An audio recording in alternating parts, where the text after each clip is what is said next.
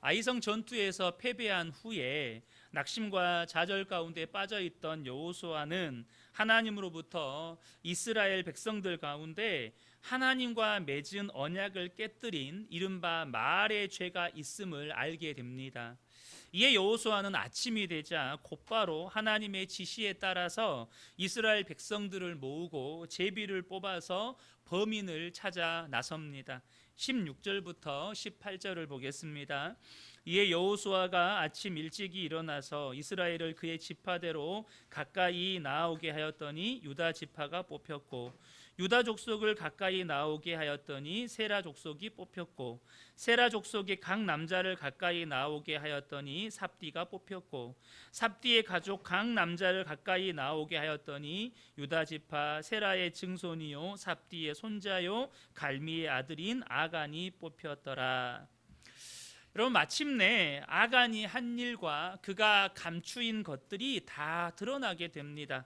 중요한 것은 아간의 죄를 드러내신 분은 여호수아가 아니라 하나님이시라는 것입니다.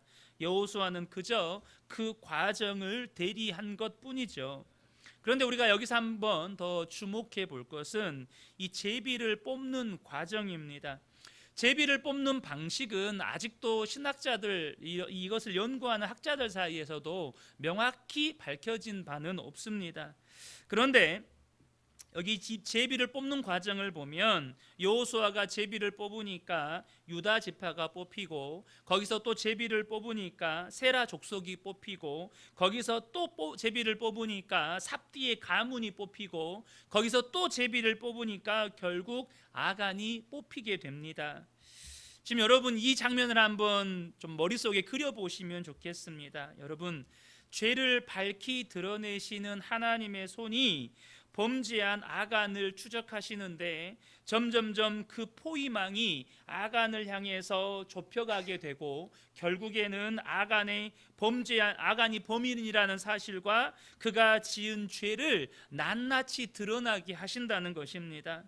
이 장면은 죄에 관해서 우리에게 매우 중요한 영적인 진리를 깨우쳐 줍니다. 무엇입니까? 죄는 결코 감출 수 없다는 것입니다. 하나님 앞에서 은밀한 죄란 있을 수 없다는 거예요. 죄는 반드시 폭로됩니다. 하나님이 반드시 폭로하십니다.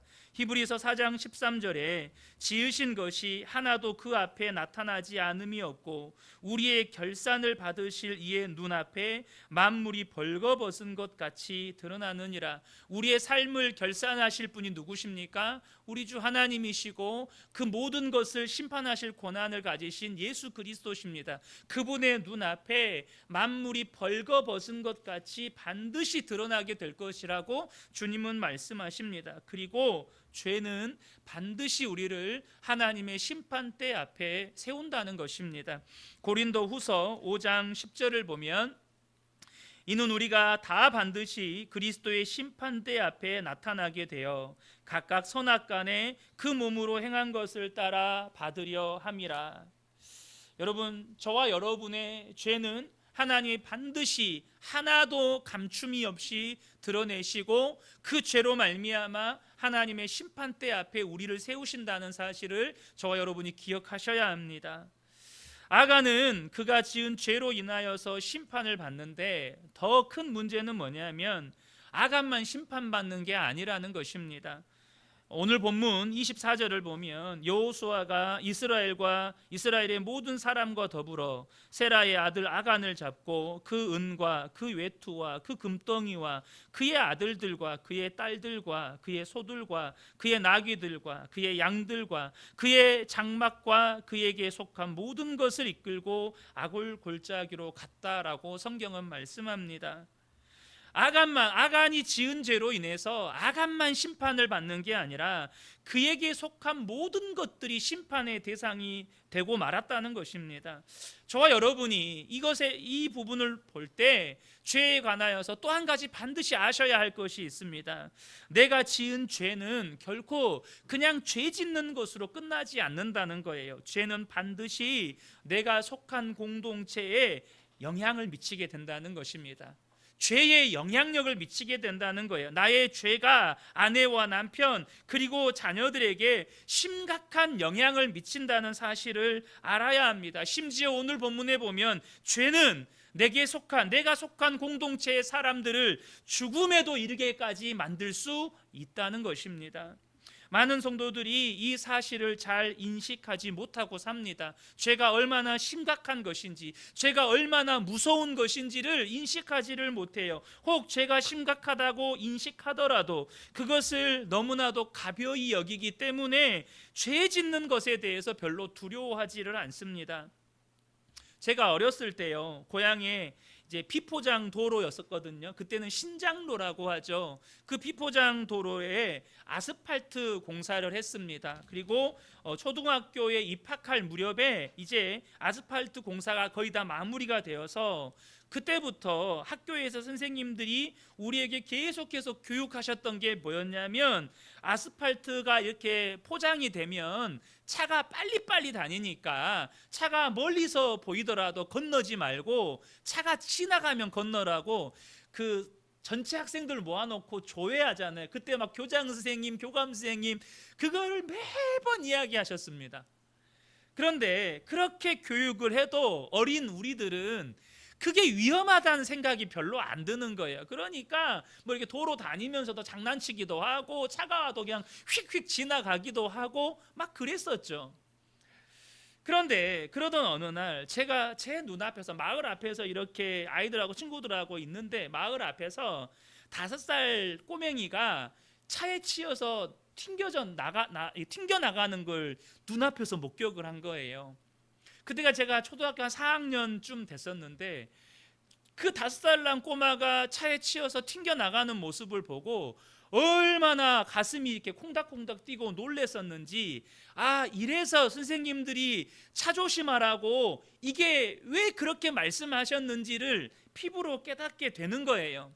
그래서 그때부터 이제는 길을 건널 때나 도로가를 다닐 때 주의하면서 이렇게 길을 다니게 되는 거죠. 사랑하는 성도 여러분, 우리가 뭔가를 인식한다, 뭔가의 위험성을 안다는 건 이런 겁니다.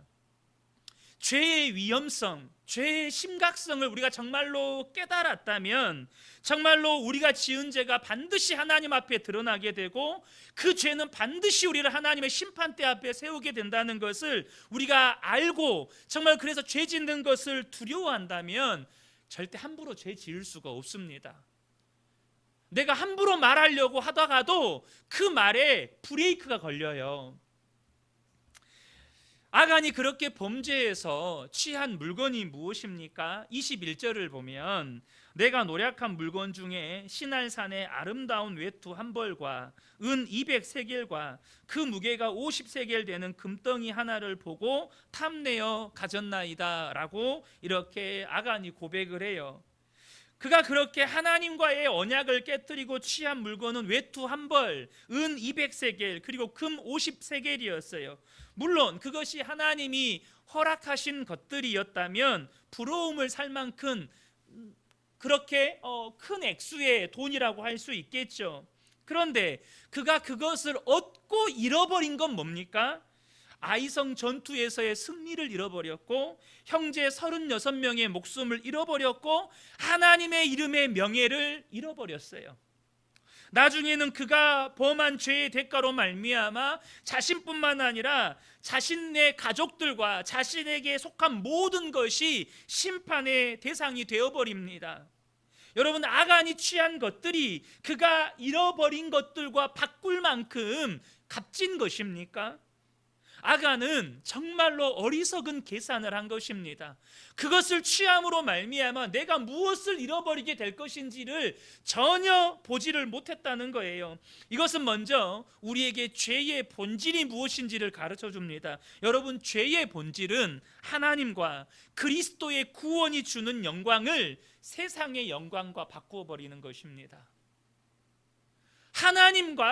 하나님께서 예수 그리스도로 말미암아 우리에게 베푸신 이 구원의 은혜를 이 땅에 잠시 있다가 사라져 없어져 버릴 것들과 바꾸어 버린 것이에요. 로마서 1장 23절을 보면 썩어지지 아니하는 하나님의 영광을 썩어질 사람과 새와 짐승과 기어다니는 동물 모양의 우상으로 바꾸었느니라. 썩어지지 아니하는 영원한 하나님의 영광을 썩어버릴 것들과 바꾸어 버린 것, 그것이 죄라는 것입니다. 안타까운 것은 아간이 그걸 보지 못했다는 거예요. 자신이 여리고성 전투에서 그것들을 취함으로써 하나님과의 언약을 깨뜨리고 그로 인해서 자신이 얻은 것과 비교할 수 없는 영원한 것들을 잃어버리게 될 거라는 것이 보이지가 않은 거예요. 도대체 왜 그랬을까요? 왜 안 보였을까요? 왜 아간에게는 내가 얻은 것과 잃어버린 것이, 내가 얻은 것보다 잃어버린 것이 비교할 수 없이 가치 있다는 것을 왜 못 본 거죠? 야고보서 1장 14절 15절을 보면 오직 각 사람이 시험을 받는 것은 자기 욕심에 끌려 미혹됨이니 욕심이 잉태한즉 죄를 낳고 죄가 장성한즉 사망을 낳느니라 라고 말씀하셨습니다. 욕심에 이끌려서 미혹이 되니 이성은 마비되고 영적인 분별력은 잃어버리고 자신이 취하고 싶은 것 외에 다른 것은 보이지가 않는 거예요. 지금 자신이 취한 것과 이제 잃어버릴 것이 얼마나 비교도 안 되는 가치 있는 것인가를 분별하지도 못하는 거죠. 여러분, 우리 안에 욕심이 없을 수는 없죠. 사람이 어찌 욕심이 없을 수가 있겠습니까? 그러나 우리가 욕심에 사로잡히게 되면 어떤 결과를 맞이하게 되는지 오늘 본문의 아간의 모습을 통해서 하나님이 우리에게 가르쳐 주시는 것입니다. 그러므로 사랑하는 성도 여러분, 내 안에 있는 욕심과 탐심을 십자가에 못 박게 되시기를 예수님의 이름으로 축복합니다. 그래야 우리가 죄의 유혹이 왔을 때 그 유혹을 뿌리칠 수가 있어요. 내 안에 욕심과 탐심이 십자가에 못 박혀야 끊임없이 마귀는 우리에게 그렇게 유혹하거든요. 야, 눈에 보이지 않은 하나님보다 세상에서 잘 먹고 잘 사는 게 최고지. 너 지금 뭐 하고 있어? 지금 기회를 잡을 때 잡아야지. 그런 유혹의 순간 앞에서 내 욕심과 탐심이 십자가에 못 박히지 않으면 그대로 콧개어서 끌려간다는 것입니다. 갈라디아서 5장 24절에 사도 바울은 이야기합니다. 그리스도 예수의 사람들은 육체와 함께 그 정욕과 탐심을 십자가에 못 박았느니라. 사랑하는 성도 여러분, 우리 안에 욕심이 없을 수 없어요. 우리가 육체를 가지고 살아가는 한 욕심은 우리 안에 있습니다. 그러나 우리는 욕심에 이끌려서 죄의 종로로 타는 사람들이 아니라 성령에 이끌려 사는 사람들이라는 거예요. 그러므로 날마다 우리 안에 올라오는 욕심과 정욕과 탐심을 십자가에 못 박을 수 있는 저와 여러분 되시기를 축복합니다. 모든 것이 드러나게 되자 아간은 그제서야 실토를 해요. 19절 20절입니다. 그러므로 여호수아가 아간에게 이르되 내 아들아 청하노니 이스라엘 하나님 여호와께 영광을 돌려 그 앞에 자복하고 내가 행한 일을 내게 알게 하라. 그 일을 내게 숨기지 말라 하니 아간이 여호수아에게 대답하여 이르되 참으로 나는 이스라엘의 하나님 여호와께 범죄하여 이러이러하게 행하였나이다.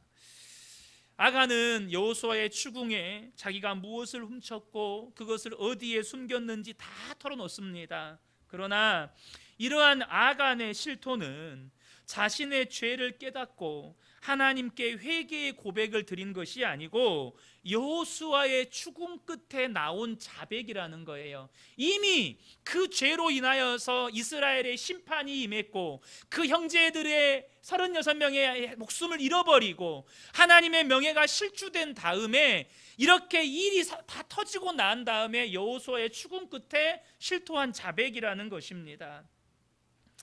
여기서 우리는 무엇을 알 수 있습니까? 회개에도 기회가 있는데 아간은 그 회개의 기회를 놓쳤다는 것입니다. 아간도 분명히 여리고성의 모든 물건은 하나님께 구별되어 바쳐진 것이기 때문에 결코 취해서는 안 된다는 말을 들었을 것입니다.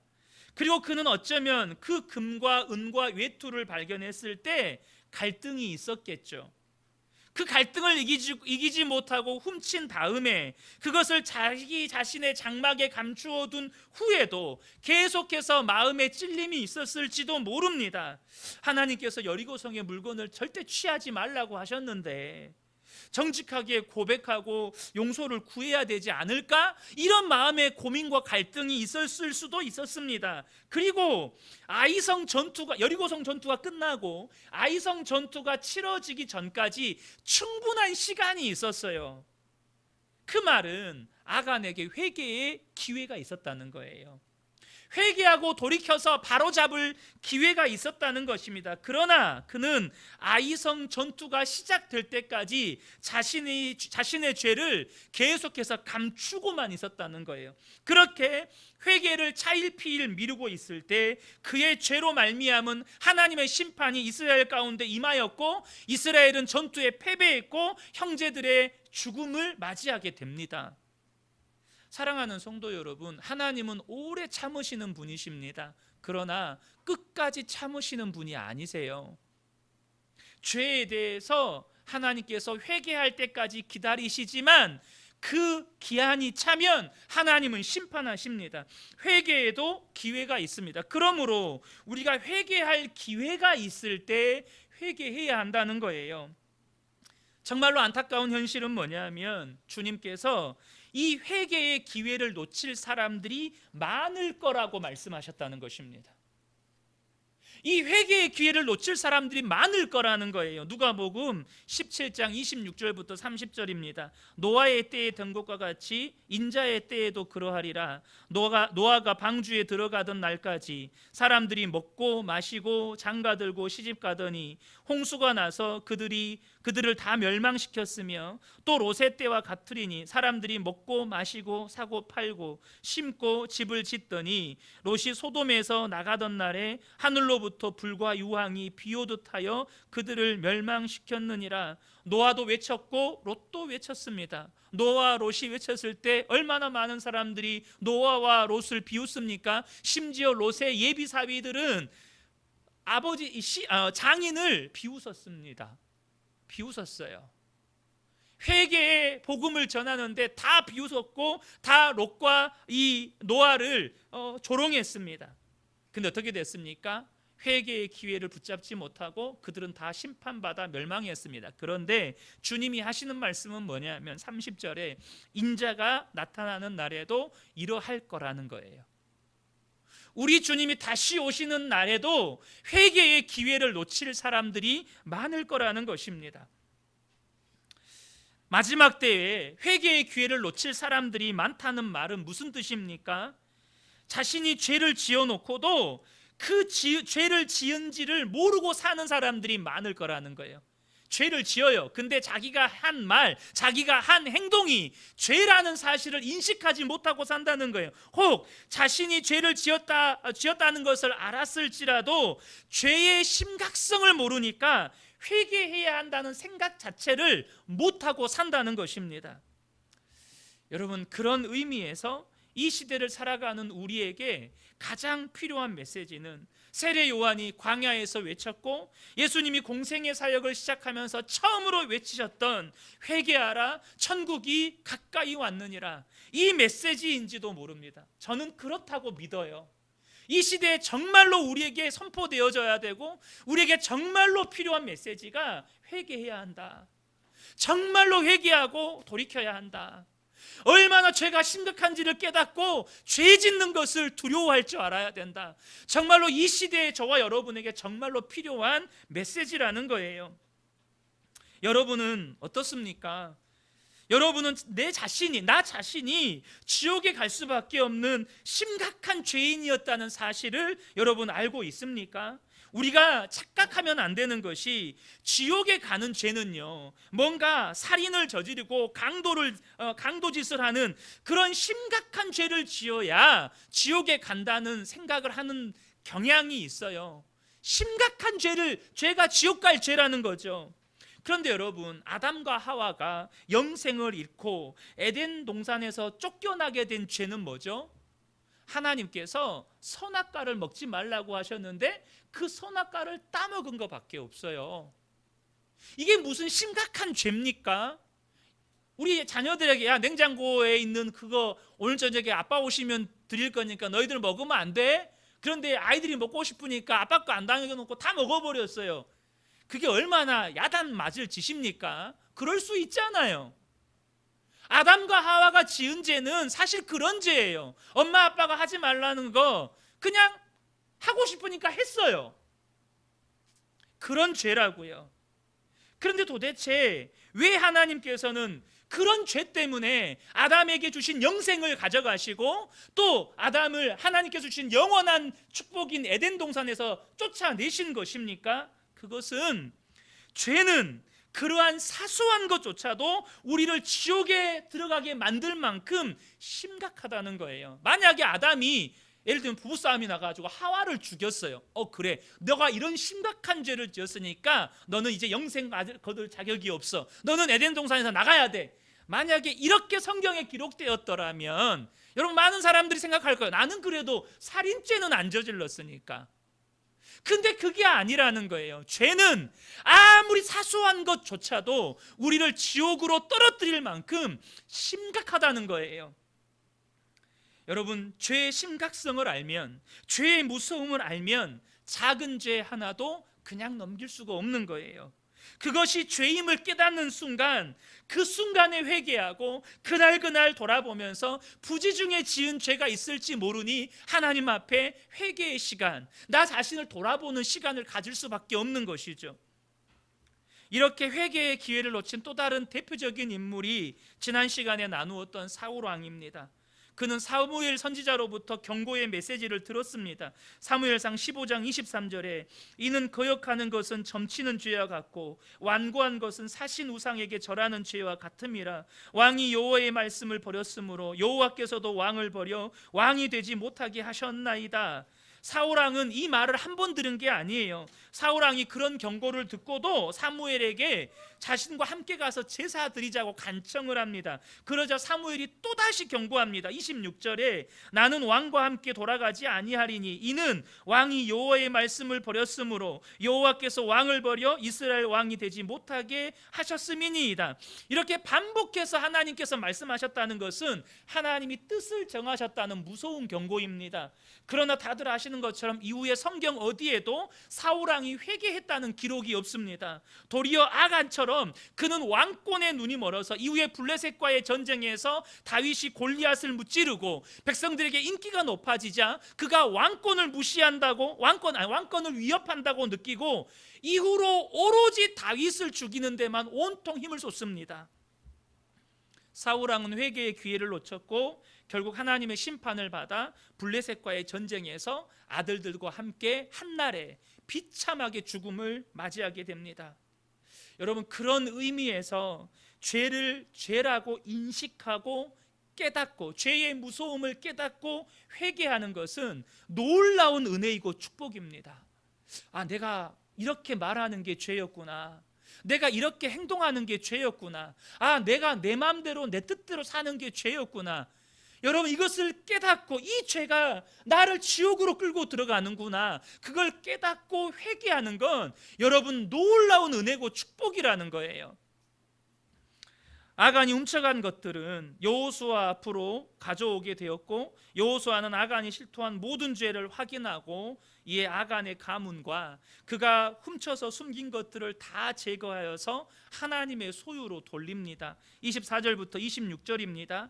여호수아가 이스라엘 모든 사람과 더불어 세라의 아들 아간을 잡고 그 은과 그 외투와 그 금덩이와 그의 아들들과 그의 딸들과 그의 소들과 그의 나귀들과 그의 양들과 그의 장막과 그에게 속한 모든 것을 이끌고 아골 골짜기로 가서 여호수아가 이르되 내가 어찌하여 우리를 괴롭게 하였느냐, 여호와께서 오늘 너를 괴롭게 하시리라 하니 온 이스라엘이 그를 돌로 치고 물건들도 돌로 치고 불사르고 그 위에 돌 무더기를 크게 쌓았더니 오늘까지 있더라. 여호와께서 그의 맹렬한 진노를 그치시니 그러므로 그곳 이름을 오늘까지 아골 골짜기라 부르더라. 여러분은 이 장면이 어떻게 느껴지십니까? 너무 잔인하게 느껴지시나요?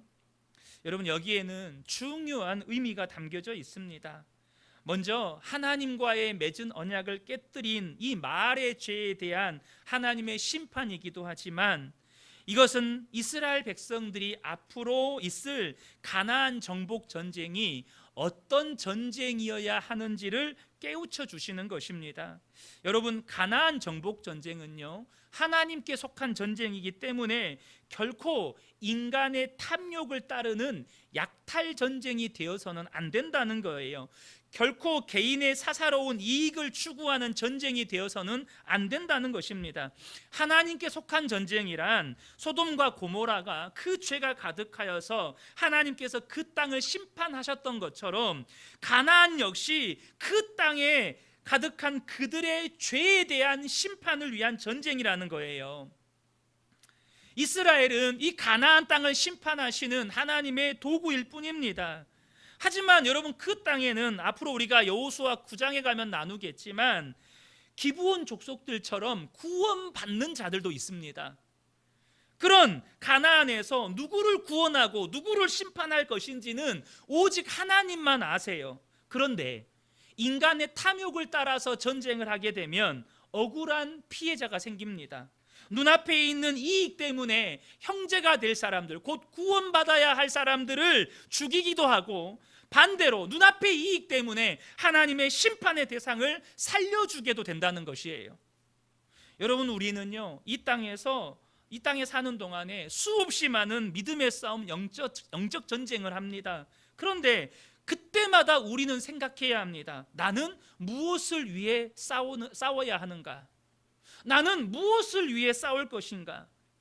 지난 금요기도회 때 나눈 말씀을 인용하려고 합니다. 바리새인들이 예수님께 찾아와서 어떤 이유가 있으면 아내를 버리는 것이 옳습니까? 라고 이혼에 관련해서 질문을 해요.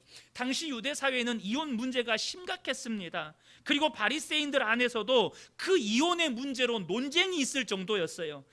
그러나 그렇게 바리새인들 안에서 파벌끼리 논쟁을 하면서, 또한 그들의 논쟁의 주제인 이혼에 관하여서 예수님께 질문을 하면서도 그들은 가정을 향한 하나님의 뜻과 계획에는 관심이 없었습니다. 철저하게 자기들의 사사로운 이익, 자기들의 욕망을 따르고 있었다는 거예요. 유대 사회 안에 무너져가는 가정들을 회복시키고 그 가정들 안에 하나님의 나라를 세우는 것에는 전혀 관심이 없고, 오로지 자신들의 기득권과 자신들의 이익을 지키기 위해서 논쟁하고 또 예수님께 질문도 하고 그랬다는 거예요. 여러분, 성도는 어떤 존재입니까? 주님은 제자들에게 먼저 그의 나라와 그의 의를 구하라고 말씀하셨습니다. 심지어 기도도 하나님의 나라와 뜻이 이 땅에서도 이루어지기를 위해서 기도하라고 가르치셨습니다. 그렇다면 우리는 우리 앞에 놓인 어려움과 어떤 문제들을 놓고 믿음의 갈등, 믿음의 싸움을 하고 영적 전쟁을 할 때 도대체 무엇을 위해 싸워야 하느냐는 거예요. 그 싸움은, 그 우리의 믿음의 싸움, 영적 전쟁은 여러분, 약탈 전쟁이 되면 안 된다는 거예요. 다시 말해서 나의 유익과 나의 목적을 이루기 위해서 그 싸움을 하면 안 된다는 것입니다. 내 앞에 놓인 어려운 문제들을 놓고 믿음의 싸움을 할 때 그 싸움을 하는 동기조차 하나님의 나라와 하나님의 의여야 하고, 그 싸움을 통해서 얻고자 하는 목적조차 하나님의 나라와 그의 의를 구하는 싸움이 되어야 한다는 것입니다. 그것이 한 영혼을 살리고 주님의 몸된 교회를 하나님의 뜻대로 세워가고 하나님의 나라와 하나님의 의를 구하는 것이 되어야 한다는 거예요. 말씀을 정리하려고 합니다. 사랑하는 성도 여러분, 우리는 앞으로도 많은 믿음의 싸움을 하게 될 거예요. 가정 안에서도 일터에서도. 그때 저와 여러분이 아간처럼 내가 얼마나 더 많이 가질 수 있는지, 내게 얼마나 더 많은 이익이 되는지를 생각한다면 우리도 아간처럼 탐욕에 눈이 멀어서 죄를 범하게 되고, 그것이 죄인지 아닌지 분별하지도 못하게 되고, 결국 회개의 기회도 놓치고 하나님의 심판대 앞에 서게 될 것입니다. 우리 앞에 어떤 문제가 놓여 있고 또 어떤 믿음의 싸움을 해가든지 우리의 마음 안에 정말 하나님의 나라를 구하고 하나님의 의를 구하게 된다면, 정말로 하나님의 뜻이 나의 삶 가운데 이루어지기를 구하게 된다면 우리는 하나님의 거룩한, 하나님께 속한 이 거룩한 전쟁을 수행하는 도구로 쓰임받게 될 것입니다. 나아가서 하나님이 주시는 놀라운 승리도 경험하게 될 것입니다. 저와 여러분의 삶에 하나님의 나라는 이루어질 것입니다. 저는 우리 근혜교회 모든 성도님들에게 이 은혜가 충만하게 임하시기를 예수님의 이름으로 축복합니다. 아멘.